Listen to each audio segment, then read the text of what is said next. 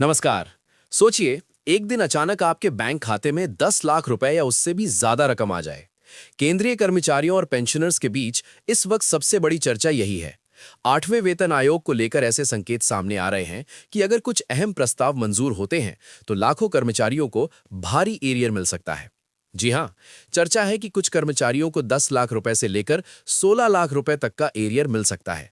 लेकिन कैसे, किसे मिलेगा, कब मिलेगा और क्या ये पक्का है? आइए पूरी खबर समझते हैं।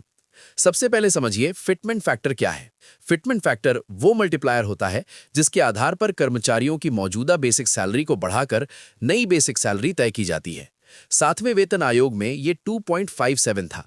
अब एनसीजेसीएम की तरफ से 3.833 फिटमेंट फैक्टर का प्रस्ताव रखा गया है। अगर ये प्रस्ताव मंजूर होता है तो न्यूनतम बेसिक सैलरी 18,000 रुपए से बढ़कर करीब 69,000 रुपए तक जा सकती है। अब सवाल है, एरियर कैसे बनेगा? मान लीजिए 8वां वेतन आयोग 2027 में लागू होता है, लेकिन नई सैलरी 1 जनवरी 2026 से प्रभावी मानी जाती है। ऐसे में बीच के महीनों का अंतर कर्मचारियों को एरियर के रूप में दिया जा सकता है।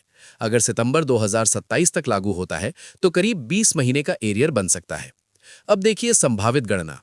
लेवल 1 कर्मचारी जिनकी मौजूदा बेसिक सैलरी 18,000 रुपए है, उनकी नई बेसिक 69,000 रुपए तक जा सकती है, यानी हर महीने 51,000 रुपए का अंतर। 20 महीने में करीब 10,20,000 रुपए एरियर। लेवल 2 कर्मचारियों को लगभग 11.27 लाख रुपए तक एरियर मिल सकता है। लेवल 3 कर्मचारियों को करीब 12.29 लाख रुपए। लेवल 4 कर्मचारियों को लगभग 14.44 लाख रुपए और लेवल 5 कर्मचारियों को करीब 16.54 लाख रुपए तक मिलने की चर्चा है।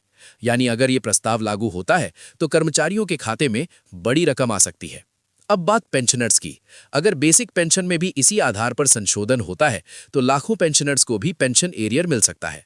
इससे करीब 1 करोड़ केंद्रीय कर्मचारी और पेंशनर्स प्रभावित हो सकते हैं। लेकिन सबसे जरूरी सवाल, क्या ये तय हो चुका है? जवाब है नहीं। फिलहाल ये केवल प्रस्ताव और संभावित गणना है। अंतिम फैसला केंद्र सरकार को लेना है।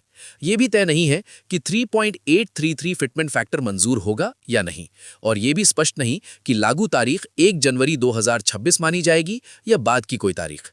सरकार ने 8वें वेतन आयोग का गठन नवंबर 2025 में किया था।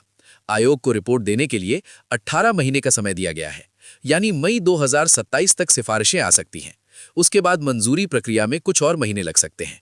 यानी अभी इंतजार बाकी है, लेकिन उम्मीदें बहुत बड़ी हैं। अगर कर्मचारियों की मांगें मान ली जाती हैं तो सिर्फ सैलरी नहीं बढ़ेगी, बल्कि भारी एरियर भी मिल सकता है। और यही वजह है कि देश भर के लाखों कर्मचारी इस अपडेट पर नजर बनाए हुए हैं। फिलहाल इस बड़ी खबर में इतना ही। आगे भी 8वें वेतन आयोग से जुड़ी हर बड़ी अपडेट हम आपको सबसे पहले पहुंचाते रहेंगे। नमस्कार।